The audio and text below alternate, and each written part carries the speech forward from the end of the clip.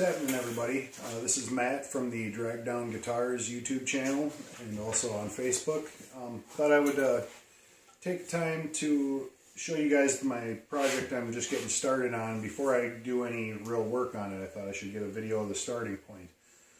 You'll hear me refer to this bass as the Blake bass. That's because I'm building it for my son, who's 5.5. He likes playing with my guitars, but he finds them large and cumbersome.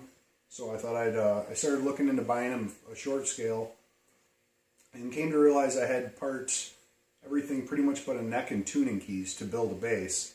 So because my parents found this in their basement, when I was in high school, I started building this body out of walnut. It's joined here and everything. It's not a solid piece or anything, but it's a really nice looking piece of walnut. I was trying to build a body that looked like a Les Claypool bass or something. Anyway, it turned out it was too small for a full-scale length with a 20-fret neck. Didn't do a whole lot of measuring. I was 17. This was longer ago than I care to admit.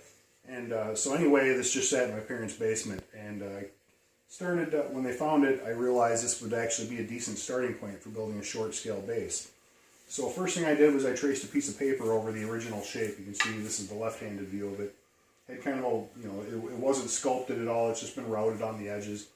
And I cut out a piece of paper over it, and I laid out the neck on it, put the bridge on it, and I figured out exactly how big the body needed to be.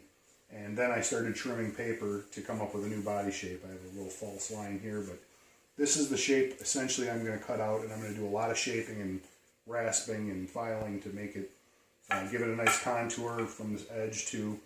And I want to try to lighten it up for him too. I want it to be as light as possible. So what I think I'm going to do is route out a lot of the front into a pickguard. It's not the ideal thing to do for tone necessarily, but this is more about playability and ease for a small person to play. So anyway, I'm going to try to lighten this thing up as much as I can because this is a heavy chunk of walnut. As far as the neck goes, that was the first thing I had to buy. So I found this on eBay. This is an Eden neck. It's a nice looking neck. It's bound.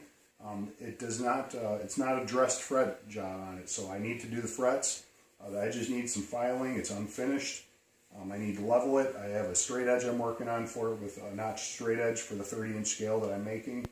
And you see some tape on here. That's just to keep the nut from falling out. The nut's too tall. That'll have to be filed down. You can see here, this is the headstock shape. I don't know if it'll show up, but that I drew out. That I like a 2/2 headstock, and I wanted it to be fairly small.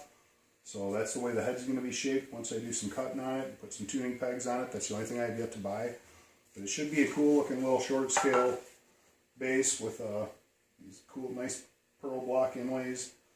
And I have not decided for sure yet. I do have a bridge for it from a Fender Jazz bass, 2004 American Fender Jazz, and I still have those J pickups. I may put those in here, but I'm leaning towards putting a single P pickup in it, in a reverse configuration so that the bass side is further back than the treble side. I personally think that's a better way to do it. You get more tightness on the low end and more warmth on the top end instead of the opposite, which is the traditional Fender way. They probably know what they're doing because they're Fender, but I've seen basses the opposite way. I had a Spectre that had the opposite configuration, and I always thought it was a more balanced P pickup sound. I may do it just to kind of prove my theory, see how it sounds.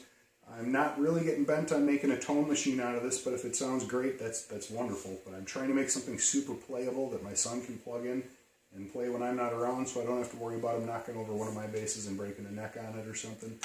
That neck cost me $70. This body I made 20-some years ago, and everything else I already have, other than I have to get a set of tuning keys, which I'm guessing I'll spend $30 on probably. And you're going to get to watch me build my son a really cool little short scale bass that I think I'm probably going to have a fun time playing with myself, because I like a little short easy bass to play, even though I normally play 34 or 35 inch. So anyway, that's the starting point of the Blake bass.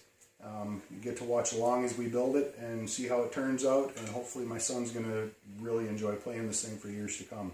Thank you for watching, and stay tuned. I'll be back with you as soon as I can.